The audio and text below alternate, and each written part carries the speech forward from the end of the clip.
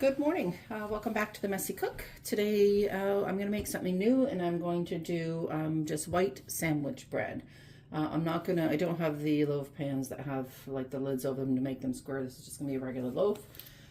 So I'm using a recipe from Ruth Ann Zimmerman, who is a homesteader I follow on YouTube. It's Homesteading with the Zimmermans, so I'll hashtag that in the description, and I'll also put in a screenshot of the recipe at the end. So this is my first time making this one. I hope it works well.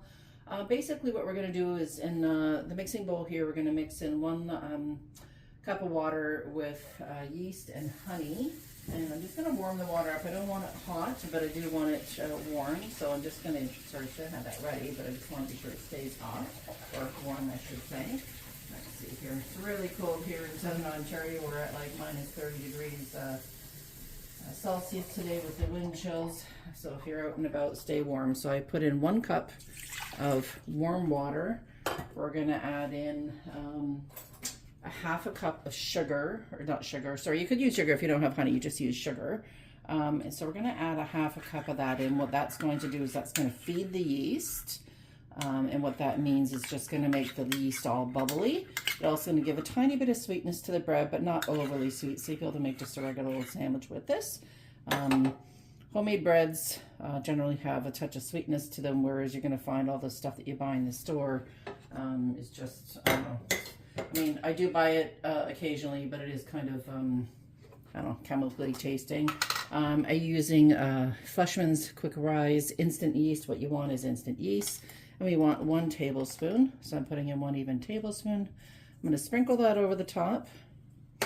And I'm going to give this a quick little mix. Now I'm using this in my KitchenAid.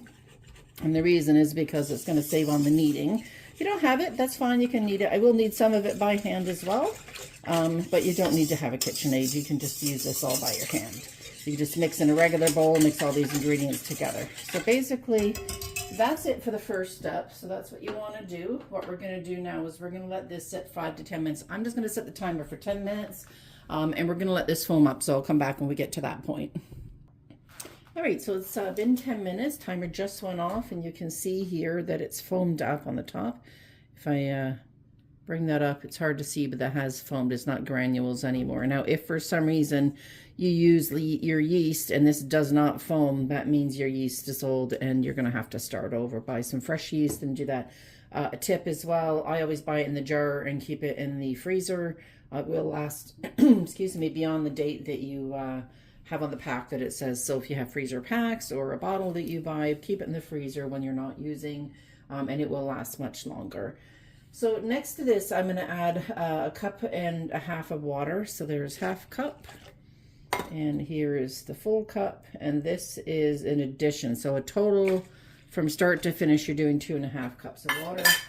And then we're going to add in she's got melted oil, or you could also use melted tallow or butter. I'm using melted butter. This is 3 tablespoons, so I'm going to add 3 tablespoons in there. There you go. And on top of that, it's 2 tablespoons of salt, which seems like a lot, but I'm going to follow her recipe, so this is what I'm doing. So we'll sprinkle the salt in there. It's going to be a nice flavor for the bread. So 2 tablespoons of salt. We're going to mix that up. I'm just going to put the dough hook on because I'm going to do most of my kneading in the bowl. You can, again, like I said, do by hand, and I will do some as well, so you can see that it can be done both ways. That's locked. We're just going to turn that on. I just want to get that mixing up, get everything together. Good enough. Now what we want to do is we want to add in 2 to 3 cups of flour. So I'm just going to add 3 in to start with. This whole recipe calls for 5 to 7 cups. It just depends on a lot of things. Depends on your altitude, depends on the moisture in the air, the time of year, all kinds of things. So between 5 and 7, but you start with 3. So what we're going to do is we're going to mix this up and get it all mixed. I'm just going to keep this on low and let this go here. Get this all mixed in together. Once we get this all mixed in, what we're going to do is we're going to continue to add 1/2 cup at a time until we get a sticky dough, smooth on the outside. You don't want to have it too sticky, so we'll go along together with that. Now I am going to stop this for a second. It's not catching the stuff on the side, so I'm just going to use my handy dandy scraper here and just make sure all that flour on the side gets mixed in, because you don't want to lose anything, any goodness, any flour. You don't want to have lumps of flour in the middle of your bread. So we're going to continue to let that go. I'm going to turn it up now. It's not puffing all over the place. There, that's coming along nice. A little lumpy, but that's okay. So I'm going to start adding half a cup at a time. So that's 3. Let's do here. That's about 1.5. And we want to incorporate these in between so your flour isn't puffing all over the place. You see it's starting to get a little almost raggedy. We're going to add another half a cup in. That's 4 cups total.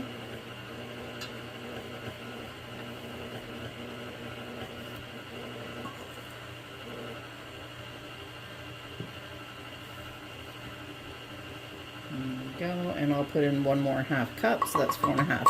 So I'm going to continue to let this mix. I'm going to get it to the point where we've got enough in, and I'll let you know how much I had to add for here in Southern Ontario on a really cold winter day.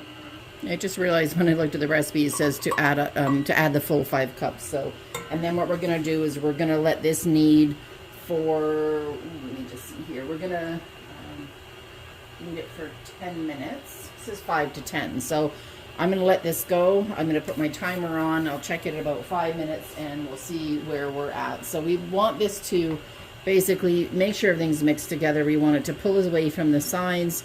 If it is too sticky at the 5-minute mark, we'll add some more flour.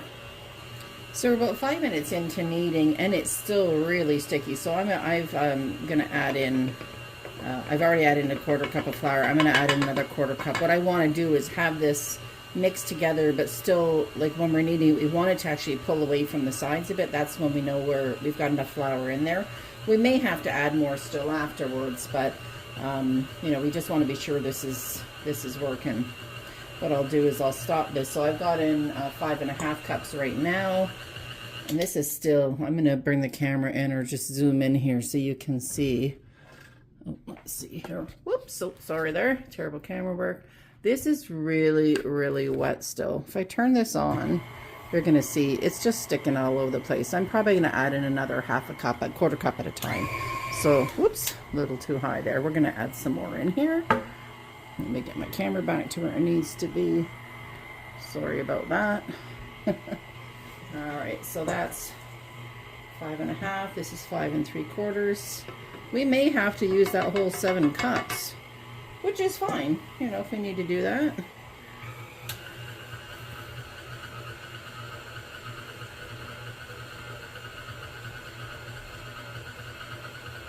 It's getting there. It's starting to come away from the sides now. I'm going to just turn this off and see what happens. I'm going to add 1 more 1/4 cup. So right now that's 6 1/4. I'm going to continue to mix this and I'm going to let this go for another 5 minutes and we'll come back at the 5-minute mark. Okay, so the other 5 minutes is up. I'm going to turn this off. This is still really sticky. So what we're going to do is, looks like we're probably going to have to add that last bit of flour. And so basically what the recipe says is just keep adding the flour until you get a non-sticky. No, that's terribly sticky. So I just want to pull that off the dough hook. This has been going for approximately about 9 or 10 minutes total. I'm going to rinse my fingers here. I don't want that goop getting everywhere. Here we go. So what I'm going to do is I'm going to sprinkle another 1/4 cup of flour on the top, and we're going to put this in and get it mixed until we get what we need. Worst come to worst, maybe our climate is a little too humid here. I mean, I wouldn't think so because it's cold and dry this winter, but especially today. We're getting some of the coldest temperatures here in Southern Ontario, so I hope you're staying warm and doing something fun like this. It's the kind of thing you should do on a cold day. Tomorrow we're expecting 20 to 30 centimeters of snow and 50 km/h winds. That's about 30-mile-an-hour winds for those of you in the U.S. Yeah, so about a foot or so of snow, and depending on how, how windy it's actually going to be will depend on what kind of drifting we're going to get. So whatever you do, stay home if you can, be safe. All right, so it's getting a little bit better.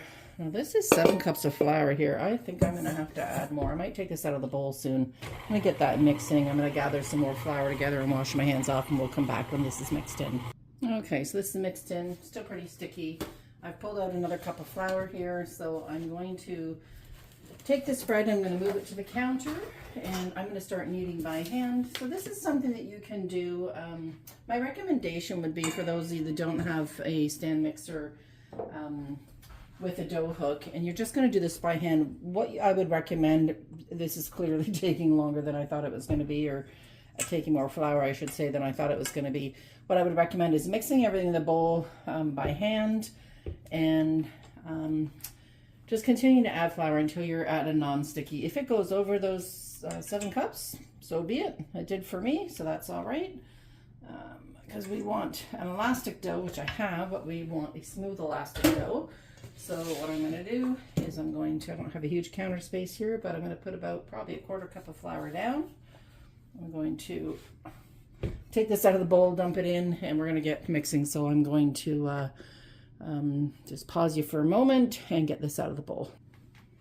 Get this out. This is getting much better. It's still sticking a tiny bit, but I think this is actually a good spot to take it out. There we go. I've got it all out. Most of it's pulling away. There's a little bit still in there, which I'm going to grab. There we go. That's about as good as it's going to get. So that's okay. And I'm going to sprinkle more flour on the top. If you have a bigger workspace, obviously it's going to be better than mine, but you know what? We're going to make it work. You could do this on your dining room table there, if you need to. So I'm adding in flour. I'm going to pull it out, push it down, turn it, push it down, and just continue to turn and push. That's what kneading is basically. You can flip it in half, push it down, flip it in half, push it down. If you feel it sticky on your hands, or you feel it sticking to the countertop, just sprinkle a little bit more flour, put a little bit underneath, like so. Yeah, and I'm going to continue to knead this for about 5 minutes, and if I find it sticky, I'll add a little bit of flour as we go. And we're just going to keep, oh, I've got something there, don't know what that is, we don't want it. There we go, and we're just going to keep mixing. So I'm going to mix this for 5 minutes, and then we're going to rest it for 5 minutes. I'll show you the point where I'm going to rest it, what it's going to look like to have it rest for 5, and then I'll do one more knead. I believe that's what it calls for. I'll confirm that as I look at the recipe. And then what we're going to do is we're going to put this in a bowl, make it nice and round, and then we're going to let it rest until it doubles in size. And I will figure that's going to be, it's usually 40 minutes to an hour. See, that's getting a little sticky again, so we're going to do that. So I'm going to knead this for 5 minutes, and we're going to come back after the 5-minute mark.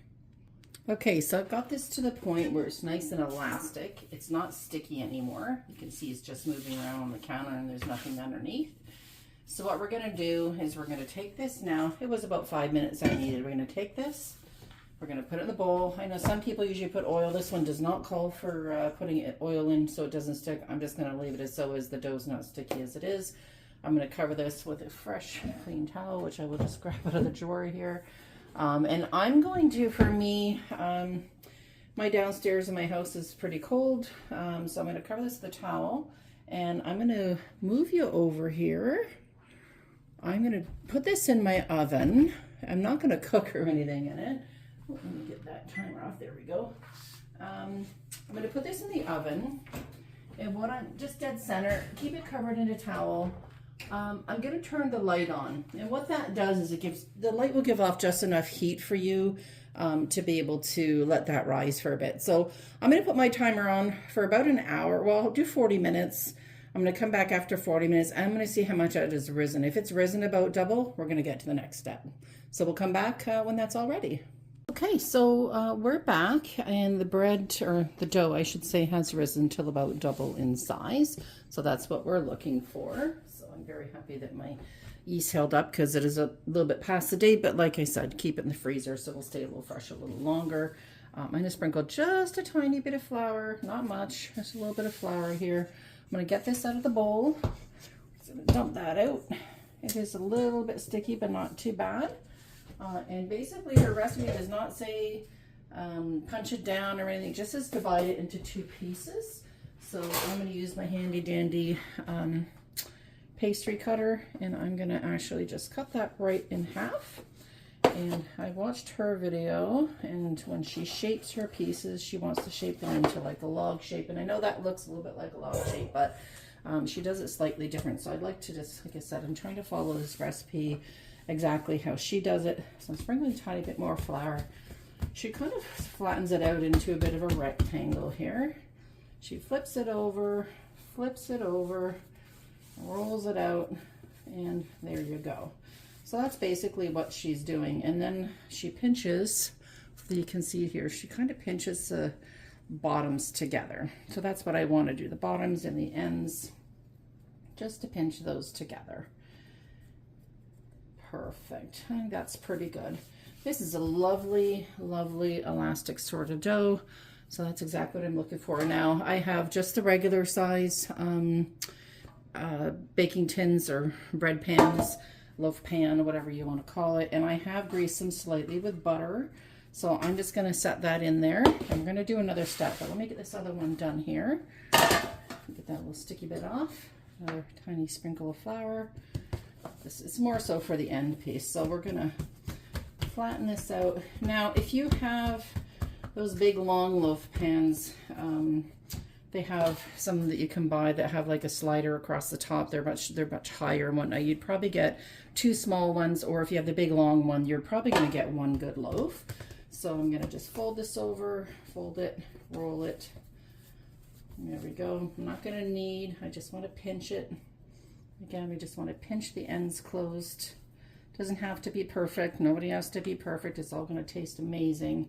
There's nothing like homemade bread, and even just the smell of the dough rising in the oven has been really spectacular. I'm making some curried turkey. I'm using chicken, but curried turkey soup as well. So I'm going to be posting that recipe in the next couple of days.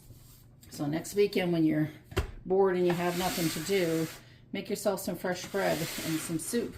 So these are all set to go. I'm going to place them back in the oven with the light on, because it does give, like I said, it helps raise the heat from the lamp will be enough to raise it. I'm going to cover this up. We're going to pop it back in the oven. I'm going to set it for about 45 minutes, and we're going to come back when those are risen and double in size. Oh, wait a sec. There's one more tip that I did see her do.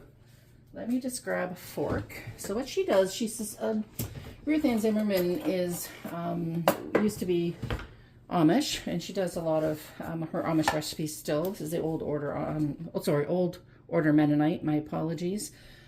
She said this was her grandmother's bread recipe, and what she used to do was she would poke down about 3 holes, I think is what she did, right through to the bottom. And what this does is lets out, I don't think I got there, what this does is kind of lets out any big air bubbles.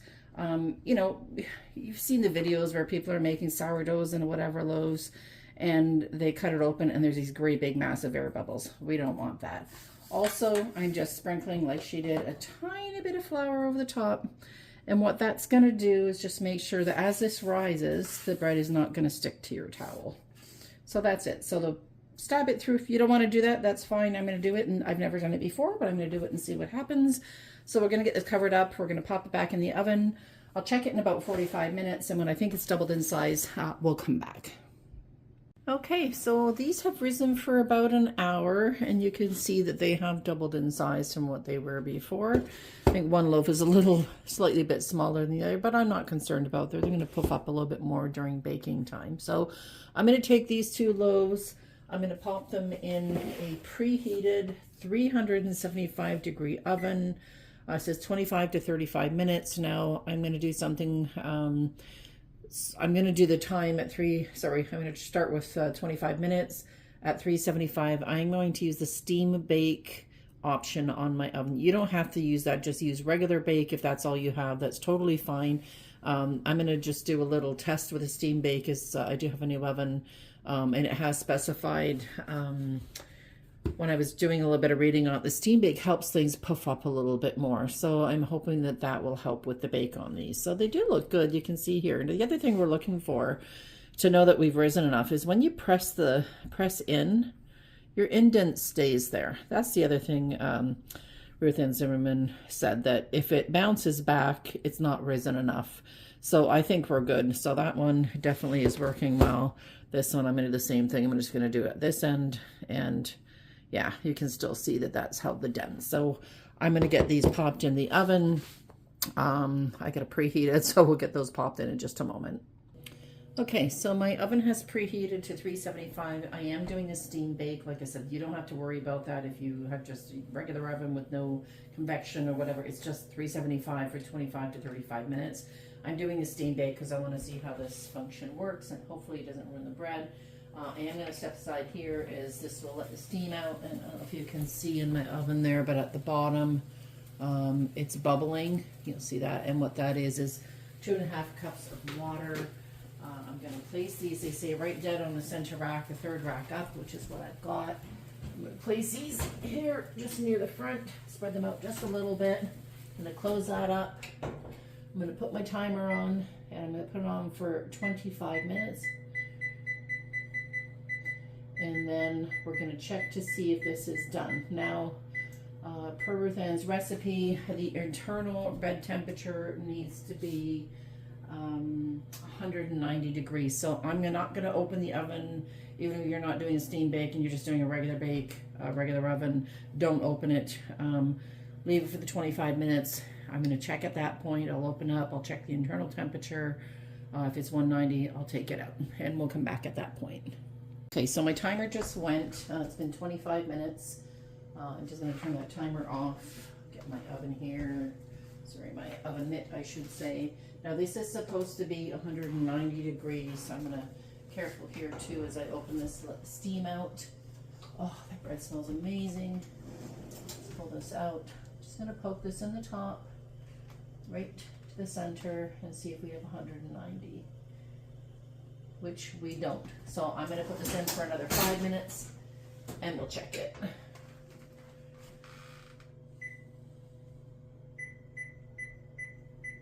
There we go. So we'll let this go for 5, and then we're going to come back. So the first loaf is out. This is a little bit smaller one, and I'm just going to turn this on. And if I stick that in, find the hole that I did before, or one of these holes here, it comes up to 191. That one is definitely done. The other one's in the oven. I put it on for 3 more minutes. So this one actually took 30 minutes to cook. The other thing that Ruth Ann does with this is she takes butter and just melts a little bit over the top, and she brushes it with butter. I'm just going to use a fork and piece of butter here. And what this does is this actually softens the crust, so you don't end up with too hard of a crust. Sometimes that hard crust, I mean, sometimes it's nice, but sometimes it's not so nice. This looks like this baked up pretty darn good. I'm quite happy with the look of it. So I'm just going to melt the rest of that butter over the top, get down the sides, and then I'm going to get it out of, oops, there we go. I'm going to get it out of the pan. I'm just going to go and grab a rack, and we're going to get that out of there. All right, got my rack ready, so it's going to be hot, but that's okay. It should pop right out, and it does. The other thing you want to listen for, that hollow sound. So once you've got that, you know you're good. So I'm going to flip this over. Whew. Let that cool. The other one is going to be coming out in just a moment. So we'll get that out. It's down to about 40 seconds. So, oh my God, it smells good. And it's funny, you know, if you look here, I'm going to pull this up on the rack over. Hopefully you don't tip it. It's kind of split there. Oops, let me see, get that a little bit better. You'll see here, it's kind of split a little bit at the side, and I think that might have to do with the steam bake. So hopefully that all works out okay. And see how it turns out. And if I don't like it, then next time I won't do the steam bake. I'll just do a regular bake. All right, 2 seconds left. I'm just going to turn that off. Pull this other loaf out. Ooh, and I'm hoping that this temperature is good. So let's check the temperature on this one here. 75, 76. I don't know. There we go. All right, that one came to 190. So I'm happy with that. I'm going to grab the other pat of butter here, and we're just going to do the same thing on this one.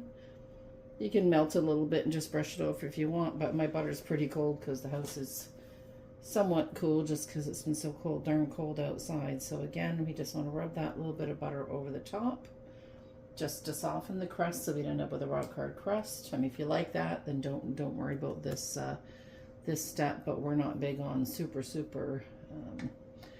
crusty crust, if that makes sense, or hard crust. So there we go. So just a little bit more there. There we go. So I'm going to leave that. I'm going to get this last one out. These look absolutely amazing. Just going to tip this out. Ooh, that is sticking to the side. I don't know why. Maybe I didn't grease it enough. There, well, in that case, we can just take a knife, which I'm going to do just to be safe. There we go. Yeah, it was just stuck a tiny bit on the side there, so there we go. Ooh, hot, hot, hot, hot. Very hot. There we go. So we got 2 lovely loaves of bread. It smells amazing in here. It'll be interesting to see how well this top does soften up. Again, this is the first time I've done that. I've never done that where I put butter on the top before, so hopefully that works out. Here's my brush. I'm actually going to brush this a bit more just so it doesn't look all puddled and yucky. There, and it's a little bit more even, so there we go. Let me just get in a little bit closer shot here for you.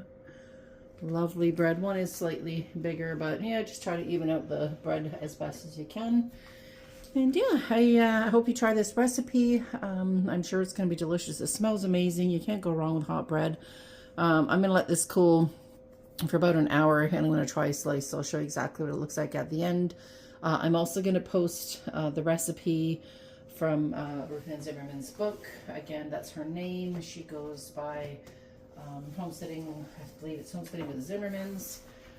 This is her book that she came out with recently, The Heart of the Homestead, and she has a number of recipes. Yeah, this is cultivating the spirit of simple living through homemaking, recipes, and family. So it's a good read. It's not just a recipe book. This has lots of tips and tricks for if you want to be a homesteader. It's worth the buy. I think I paid like 30 bucks, something like that, on one of the Christian bookstores, but you can find it on Amazon as well. So anyhow, thank you for joining me. If you do try this bread, try it with the soup that I posted yesterday. And don't forget to like my video and hit the bell for the reminder so as new videos come up, you're not forgotten. And subscribe if you haven't already. Thanks again for joining us here at The Messy Cook. I hope you have a lovely day. Stay warm, and we'll see you again very soon. Take care, folks.